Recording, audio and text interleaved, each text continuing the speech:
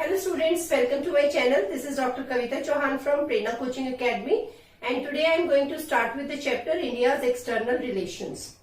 जो syllabus revise हुआ है क्लास 12th का पॉलिटिकल साइंस का मार्च में, उसके अकॉर्डिंग अब ये चैप्टर आपका थर्ड चैप्टर है, क्योंकि आपका जो सेकंड चैप्टर बुक में दिया हुआ है, पुरानी जो एडिशन है उसके अकॉर्डिंगली अब वो चैप्टर नहीं है सिलेबस में, तो इसलिए ये चैप्टर पहले चैप्टर 4 होता था लेकिन अब ये चैप्टर 3 बन गया है. सो मैं ये डिस्कस करूंगी और जो कोविड की वजह से कुछ टॉपिक्स यहाँ पे डिलीट किए गए हैं वो टॉपिक मैं इस पार्ट में इंक्लूड नहीं करूंगी जो इस साल के बच्चों को नहीं पढ़ने हैं. So let's start with today's class on India's external relations. But before that, if you are new to my channel then do subscribe to my channel and also press the bell icon ताकि मेरे सारे videos की update आपको regularly मिलती रहे. Let's start with today's class on India's external relations. Chapter 1 में हमने पढ़ा कि क्या क्या चैलेंजेस थे इंडिया के सामने जब इंडिया इंडिपेंडेंट हुआ. इसी तरीके से जब अब बारी आई इंडिया को अपनी फॉरेन पॉलिसी डिफाइन करने की, तो यहाँ पे भी कुछ फैक्टर्स थे जिन्होंने शेप किया इंडिया की फॉरेन पॉलिसी को. And these are the factors which can be termed as the international and the domestic factors. किसी भी देश के लिए एक ऐसी फॉरेन पॉलिसी फॉलो करना या अपनाना बहुत जरूरी होता है कि जिसमें उसके नेशनल इंटरेस्ट को भी प्रोटेक्ट किया जाए और नेशनल इंटरेस्ट को भी कंसिडर किया जाए. क्योंकि अगर आप किसी भी देश के साथ फॉरेन रिलेशंस बनाते हो तो वो आपकी खुद की कंट्री की सॉवरेनिटी या इंटीग्रिटी के टर्म्स कॉस्ट पे नहीं होना चाहिए. So that is what India decided to do at this stage. So let us discuss the international contexts that shaped India's external relations. When India became independent in 1947, so उससे थोड़ा पहले ही 2 साल पहले 1945 में सेकेंड वर्ल्ड वॉर खत्म हुआ था. तो जो इस वक्त वर्ल्ड लेवल पे सिचुएशन थी वो सिचुएशन भी काफी रिकंस्ट्रक्शन मोड में थी. So for example, if I tell you that there were certain countries which got defeated during Second World War, and now there were some countries which were now rising as the newly independent countries. So overall, you can say the entire world was going through reconstruction. So this is the first point. The world had witnessed a devastating war and grappled with issues of reconstruction. Attempts were made to set up an international body.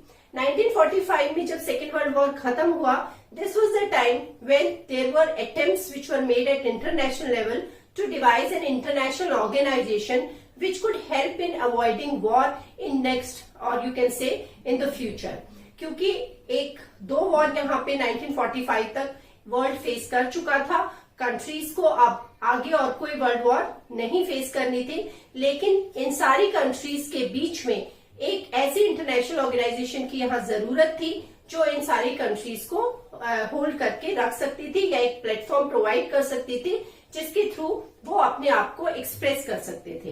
And this was the time when UNO was formed as that international body. Next is collapse of colonialism led to rise of many new independent countries. Second world war के time पे बहुत सारी ऐसी छोटी छोटी territories थी which were the colonies of European powers. आप कह सकते हो कि फ्रेंच कॉलोनीज थी, स्पेन की कॉलोनीज थी, यूरोप में आप मेनली आपकी जो ब्रिटिश कॉलोनीज थी, तो ये सारी कुछ कंट्रीज थी, टेरिटरीज थी जो कॉलोनीज थी. अब ये भी जो स्टेट्स थी ये धीरे धीरे और या ये जो टेरिटरीज थी ये धीरे धीरे इंडिपेंडेंट हो रही थी. तो आप कह सकते हो एशिया, अफ्रीका और लैटिन अमेरिका में बहुत सारी टेरिटरीज थी जो अब independent countries as independent countries establish हो रही थी. Newly independent countries were to face challenges of welfare and democracy. लेकिन ये जो कंट्रीज थी जो अब इंडिपेंडेंट कंट्रीज एस्टेब्लिश हो रही थी, इनके सामने बहुत सारे चैलेंजेस थे जिनमें 2 मेन चैलेंज थे, वेलफेयर एंड डेमोक्रेसी. क्योंकि यहाँ पे डेमोक्रेसी एस्टेब्लिश करना चाहती थी ये कंट्रीज, ऑलरेडी कोलोनियलिज्म फेस कर चुकी थी और अपनी कंट्री के लोगों के लिए वेलफेयर ओरिएंटेड पॉलिसीज बनाना इनके लिए बहुत इंपॉर्टेंट था. So this was the international context in which India was born as an independent country, in which now India had to decide about its foreign relations. Second, the domestic factors that shaped India's foreign policy. The British left India leaving behind many unsettled international disputes. जब Britishers हमारे यहाँ से गए तो सबसे एक जो खराब सिचुएशन हम फेस कर रहे थे यहाँ पे, वो पार्टीशन वाली सिचुएशन थी, जिसमें बिल्कुल भी क्लियरली ये डिफाइन नहीं किया गया था कि इंडिया और पाकिस्तान की जो बॉर्डरिंग मतलब बॉर्डर लाइन थी, उसको क्लियरली डिफाइन नहीं किया गया था। उस वक्त के जो डिस्प्यूट्स उस वक्त पैदा हुए, उनमें से कुछ डिस्प्यूट्स आज तक भी खत्म नहीं हुए। Partition led to untimely wounds with scars never to be treated. You can say partition की वजह से ऐसे वाले लोगों को प्रॉब्लम्स फेस करनी पड़ी, जिनका आज तक भी जो लोग हैं जो उस वक्त इन चीजों को जिन्होंने फेस किया था, और अगर वो आज भी हैं जिंदा, तो वो अभी भी उसको याद करके रो पड़ते हैं। Poverty alleviation was a major hurdle to be overcome. India was facing poverty. Britishers left India in utter poor conditions. Illiteracy थी, poverty थी, industries बहुत ज्यादा you can say loss face कर चुकी थी। Domestic industries को बिल्कुल promote नहीं किया गया था British period में। तो ये वाली domestic situation थी जो इंडिया फेस कर रहा था। अब in situations में, or you can say these are the main factors which shaped India's foreign policy. अगर हम यहाँ की बात करें तो Pandit Jawaharlal Nehru was the first prime minister of our country and he was also the foreign minister at this time. So now India decided to conduct its foreign relations with an aim to respect the sovereignty of all other nations and to achieve security through peace. अब इस stage में India ने decide किया कि India ऐसे foreign relations maintain करेगा या ऐसी फॉरेन पॉलिसी फॉलो करेगा कि जिसमें इंडिया बाकी सब नेशंस की जो सॉवरेनिटी है उसको रिस्पेक्ट करेगा, और जो भी अब सिक्योरिटी के इश्यूज हैं या जो सिक्योरिटी अचीव करना चाहते हैं ये सारी कंट्रीज और इंडिया, वो पीस के थ्रू ही अचीव की जाएगी। मतलब कोई भी किसी तरीके का वॉर या कॉन्फ्लिक्ट इंडिया यहाँ पे प्रमोट नहीं करेगा। तो जो ये वाले आप कह सकते हो मेन ऑब्जेक्टिव था, इस ऑब्जेक्टिव को आधार बना के फिर कुछ प्रिंसिपल्स डिसाइड किए गए, and these principles are called as the operational principles that informed countries foreign policy. और ये जो ऑपरेशनल प्रिंसिपल्स थे, these were included in the directive principles of state policy. हमारा जो कॉन्स्टिट्यूशन है उसमें एक ये जो directive principles of state policy है, that is one feature of our Indian constitution. Basically, directive principles are the directions or guidelines given to the state to establish welfare or to establish welfare state. उन्हीं में से एक part आप कह सकते हो या एक आर्टिकल 51 का यहाँ पे मैं जिक्र करूंगी। उसमें ये लिखा गया कि ये प्रिंसिपल्स होंगे जिनके ऊपर बेस होगी इंडिया की foreign policy. The state shall endeavor to promote peace and security. हमारी जो स्टेट होगी वो कोशिश करेगी कि पीस प्रमोट किया जाए, सिक्योरिटी प्रमोट की जाए। Maintain just and honourable relations between Nations. सारे जो देश है, कंट्रीज है, उनके बीच में दोस्ती वाला माहौल बनाया जाएगा।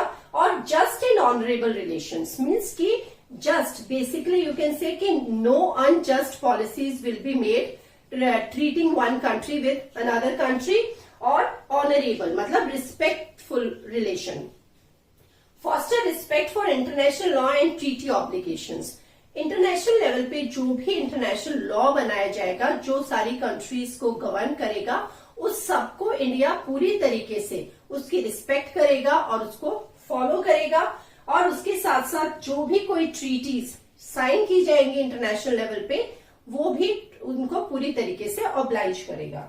Encourage settlement of disputes by arbitration. अगर किसी भी कंट्रीज के बीच में या स्टेट्स के बीच में या इंडिया का किसी और स्टेट के साथ किसी भी तरीके का अगर कॉन्फ्लिक्ट है, अगर किसी भी तरीके की डिस्प्यूट है, तो उसको सेटल किया जाएगा आर्बिट्रेशन के through. Arbitration is basically a process in which a third person और अ पार्टी कैन, जिसको दोनों पार्टीज ट्रस्ट करती हैं, that can be involved to solve the matter or dispute. So these are the four principles which are part of directive principles of state policy. Now I would discuss about Nehru's objectives of foreign policy. As I told you that Pandit Nehru was the prime minister, first prime minister, and he was also the foreign minister at this time. So he devised three major objectives which are known as three major objectives of Nehru's foreign policy. First, to preserve the hard earn sovereignty, ये जो इतनी मेहनत से India ने sovereignty earn की थी, इसको preserve करना, इसको बचा के रखना या प्रोटेक्ट करके रखना। टू प्रोटेक्ट टेरिटोरियल इंटीग्रिटी, हर कंट्री की अपनी एक टेरिटोरियल बाउंड्री होती है, एक टेरिटोरियल इंटीग्रेशन होती है, उसको भी संभाल के रखना कि कोई जो दूसरी कंट्री है या जो आपकी नेबरिंग स्टेट्स है वो आपकी टेरिटरी में इंटरवीन ना करें। To promote rapid economic development, as we have already discussed that India was facing these challenges of poverty, illiteracy, तो यहाँ पे एक बहुत इंपॉर्टेंट टास्क था जो इंडिया को करना था, वो था इकोनॉमिक डेवलपमेंट को प्रमोट करना। So Pandit Nehru devised these three objectives of his foreign policy, and these three objectives he wanted to achieve through strategy of non-alignment. So we also know that this was the time when this was the beginning of the Cold War era, you can say 1945 के बाद से ही शुरू हो गया था ये दौर cold war का जो कंटिन्यू था। तो यहाँ पे ये जो सुपर पावर्स का अलायंसेस बनाना था और ब्लॉक्स बनाना था, उन सब से इंडिया दूर रहना चाहता था, और इंडिया ने अब ये जो पॉलिसी थी नॉन अलाइनमेंट की वो इसीलिए फॉलो की थी because India did not want to align with any of the super power और any of the military alliance which was created by these two super powers. एक और यहाँ पे जो इम्पोर्टेंट एस्पेक्ट है या जो मेजर्स इंडिया ने उठाए, these were the measures related to the Afro Asian unity, क्योंकि अफ्रीका और एशिया में बहुत सारी कॉलोनीज थी पहले जो अब धीरे धीरे इंडिपेंडेंट स्टेट्स के रूप में उभर के आ रही थी। तो इन सबके बीच में यूनिटी होना बहुत इंपॉर्टेंट था इस पूरे रीजन की डेवलपमेंट के लिए या पूरे ये जो कॉन्टिनेंट्स थे इनकी डेवलपमेंट के लिए। सो India's you should know India's engagement with the newly independent Asia and Asian and African countries. Basically, you can say that Nehru had been an ardent advocate of this Asian unity, and because of this, India convened the Asian Relations Conference in March 1947. So, ये Asian countries की relation को promote करने के लिए conference की गई मार्च 1947 में, और उसके बाद जो इंडोनेशिया था, इंडोनेशिया अभी जो डच कॉलोनी था, so this was also trying to seek freedom from the Dutch. So इस जो ये पूरा का पूरा प्रोसेस था, इसको इंडिया ने बहुत ज्यादा सपोर्ट किया और एफर्ट्स किए ताकि इंडोनेशिया को जल्द से जल्द फ्रीडम मिले। तो 1949 में एक कॉन्फ्रेंस की गई to support its freedom struggle, and also India was always against the policy of apartheid which was followed in South Africa. Apartheid basically is a policy of discrimination on the basis of color of skin. So इस चीज को भी India ने oppose किया, और उसके बाद 1955 में एक और एफ्रो एशियन कॉन्फ्रेंस हुई बैंडंग में जो इंडोनेशिया में है। ये जो 1955 की बैंडन कॉन्फ्रेंस है, this only basically later on led to the establishment of non aligned movement. So this is how you must understand the principles, objectives and the factors which shape India's foreign policy. And now I would discuss about India China relations, और you can say Chinese invasion of India in 1962. Now I would discuss Indo-China Relations, or you can say peace and conflict with China. जब India ने China के साथ relationship की शुरुआत की तो एक फ्रेंडली नोट पे की। किस तरीके से कि जब 1949 में चाइना में रेवोल्यूशन हुई और उसके बाद जब चाइना फॉर्म किया गया एज ए कम्युनिस्ट स्टेट और a communist government was formed, उस वक्त India was one of the first countries to recognize China as a communist state. जैसे पाकिस्तान के केस में हुआ था कि शुरू से ही इंडिया के और पाकिस्तान के रिलेशंस खराब थे, ऐसा इंडिया और चाइना का नहीं हुआ था। तो शुरुआत तो काफी अच्छी थी, और जब ऐसा हुआ तो कुछ यहाँ पे लीडर्स थे हालांकि, जैसे कि वल्लभ भाई पटेल, और उनका ये मानना था कि पूरी तरीके से चाइना को ट्रस्ट यहाँ नहीं कर सकते थे, या हो सकता था फ्यूचर में कि चाइना की तरफ से इंडिया पे कोई अग्रेशन होगा। लेकिन पंडित नेहरू ने इस बात को ज्यादा ध्यान नहीं दिया और उनका ऐसा मानना था कि ऐसा नहीं होगा। तो 1955 में एक पंचशील एग्रीमेंट साइन किया गया इंडिया और चाइना के बीच में। Panchsheel basically refer to 5 principles of peaceful coexistence and it was signed between Pandit Nehru and Chinese premier Chou Enlai. तो ये 1955 में साइन किया गया था। अब लेकिन एक जो शॉक आया अब इंडिया के सामने वो था 1962 में, when Chinese invasion took place in 1962। अब इसका थोड़ा सा बैकग्राउंड आपको समझना होगा। यहाँ पे 2 मेन कॉजेज हैं जिनको रिस्पॉन्सिबिलिटी दी गई है या जिनको बोला गया है कि ये कॉजेज थे responsible for this Chinese aggression. First was the issue of Tibet. अब तिब्बत क्या है? तिब्बत एक ऐसी स्टेट है या यू कैन से it was a buffer state between India and China. Buffer state वो स्टेट होती है जो 2 हॉस्टाइल कंट्रीज के बीच में लोकेटेड होती है और एक तरीके से मदद करती है to avoid any conflict between the hostile countries, कि डायरेक्ट कॉन्फ्लिक्ट दोनों के बीच में ना हो पाए। तो तिब्बत एक बफर स्टेट थी यहाँ पे, लेकिन चाइना ने 1950 में तिब्बत को टेक ओवर किया। तो जब 1950 में इन्होंने इसको टेक ओवर किया तो जो तिब्बतन पॉपुलेशन थी उसके कुछ सेक्शंस थे जिन्होंने इस टेक ओवर को अपोज किया and India tried to convince China to recognise Tibetan independent claim, कि उसको कंट्रोल अपना हटा देना चाहिए।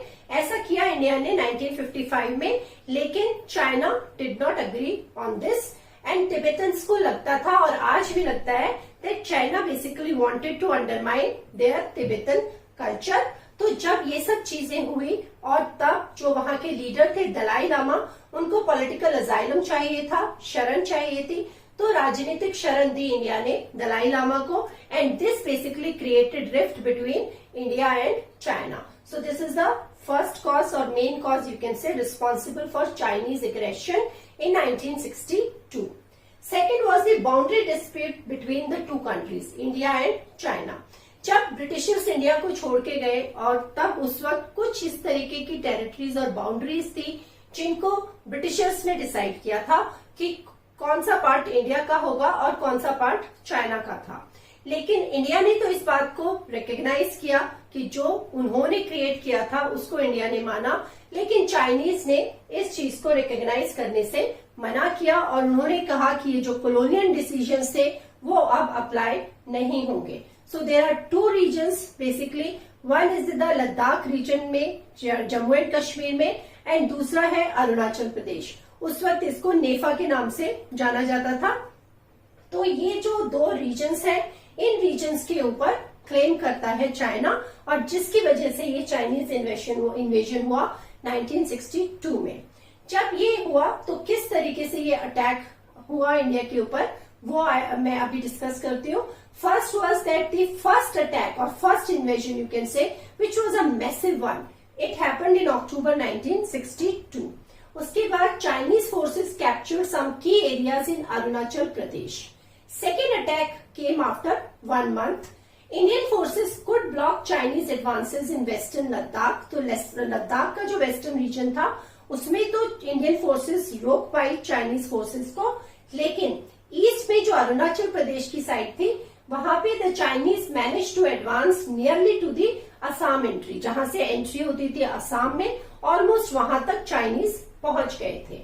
And then finally China declared a unilateral ceasefire. So this is how you can say this attack of 1962. You must know Chinese invasion 1962 जो India और China की war हुई। इस वॉर का बहुत ही गहरा असर पड़ा इंडिया के ऊपर। It dented India's image at home and abroad. India की जो इमेज थी वो एक तरीके से उसमें डेंट पड़ गया था, जैसे गाड़ी में डेंट पड़ जाता है इसी तरीके से इंडिया की जो इज्जत थी या यू कैन से इमेज थी उस पे भी एक ये थप्पा था Chinese invasion of 1962। India had to approach the Americans and the British for military assistance.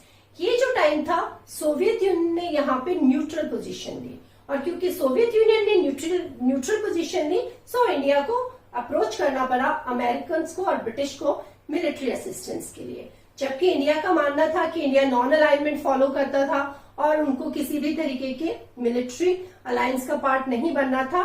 तो मिलिट्री अलायंस तो अभी भी नहीं बना, लेकिन फिर उन्हीं कंट्रीज को इंडिया को अप्रोच करना पड़ा यहाँ पे हेल्प के लिए। It induced a sense of national humiliation, और ये पूरे राष्ट्र के लिए एक ह्यूमिलिएशन की तरह साबित हुआ, ये जो इंडिया की डिफीट हुई थी 1962 में। Defence minister V Krishna Menon had to leave the cabinet, तो जो उस वक्त डिफेंस मिनिस्टर थे उनको कैबिनेट से रिजाइन करना पड़ा, छोड़ना पड़ा। और पहली बार ऐसा हुआ 1962 के बाद, पहली बार जो कांग्रेस गवर्नमेंट थी या जो पंडित नेहरू की गवर्नमेंट थी उसके खिलाफ नो कॉन्फिडेंस मोशन पास हुआ। नो कॉन्फिडेंस मोशन पास होता है गवर्नमेंट के खिलाफ लोकसभा में अगर जो पार्टीज है या जो सरकार बनी हुई है उसमें अगर सबका कॉन्फिडेंस खत्म हो जाता है। तो ये सबसे पहली बार हुआ ये नेहरू की गवर्नमेंट के खिलाफ after the Chinese aggression of 1962। इसके साथ साथ एक और जो यहाँ पे बहुत बड़ा असर देखा गया वो था with in the opposition parties. With in the opposition parties में कैसे था कि जो कम्युनिस्ट पार्टी थी इंडिया की, कम्युनिस्ट पार्टी के बीच में डिफरेंसेस पैदा हुए। So you can say that differences with in communist party of India took place after 1962। दो ग्रुप्स बन गए कम्युनिस्ट पार्टी ऑफ इंडिया में। एक ग्रुप था जो प्रो यूएसएसआर था और वो कांग्रेस के साथ मतलब जुड़ना नहीं चाहता, मतलब कांग्रेस को एक तरीके से कांग्रेस के नजदीक जाना चाहता था, ये मैं कहना चाहूंगी। और दूसरा जो फैक्शन था वो इसके खिलाफ था। सो इन डिफरेंसेस के वजह से कम्युनिस्ट पार्टी ऑफ इंडिया में एक स्प्लिट हुआ, वो बट गई 1964 में into two groups, right? So this is the effect which could be seen within the oppositions. उसके बाद अगर हम यहाँ पे बात करें कि जो इंडिया के रिलेशंस थे चाइना के साथ 1962 ऑनवर्ड, तो कह सकते हो कि काफी टाइम लगा, almost a decade for the relations to become normal. यहाँ पे अटल बिहारी वाजपेयी जो थे वो उस वक्त एक्सटर्नल मिनिस्टर से 1976 में वो पहली बार चाइना गए और फिर उसके बाद थोड़ा रिलेशंस इंप्रूवमेंट हुई। और उसके बाद 1979 के बाद 1979 में गए Atal Bihari Vajpayee China as an external minister, और उसके बाद Rajiv Gandhi was the first prime minister who visited China. तो रिलेशंस इंप्रूव हुए, लेकिन रिलेशंस इस तरीके से आज भी इंप्रूव नहीं हुए हैं कि दोनों के बीच में एक फ्रेंडली वो आप मान सकते हो कि दोनों के बीच में कोई एक फ्रेंडली एसोसिएशन बन गई है, ऐसा नहीं है। अभी भी जो प्रेजेंट हालात है उनमें भी चाइना इस तरीके की जो छोटी मोटी हरकतें बॉर्डर पे हमेशा करता रहता है, जिसकी वजह से इंडियन फोर्सेस को हमेशा अलर्ट रहना पड़ता है on these two borders specially. So ये है इंडिया और चाइना की कहानी। इसमें जो बाकी का इंडिया और चाइना का बीच का टाइम पीरियड का रिलेशन है वो कंटेम्प्रेरी वर्ल्ड पॉलिटिक्स का जो चैप्टर है कंटेम्प्रेरी साउथ एशिया, उसमें ज्यादा इलेबोरेट करके दिया हुआ है। So now I would discuss India's nuclear policy.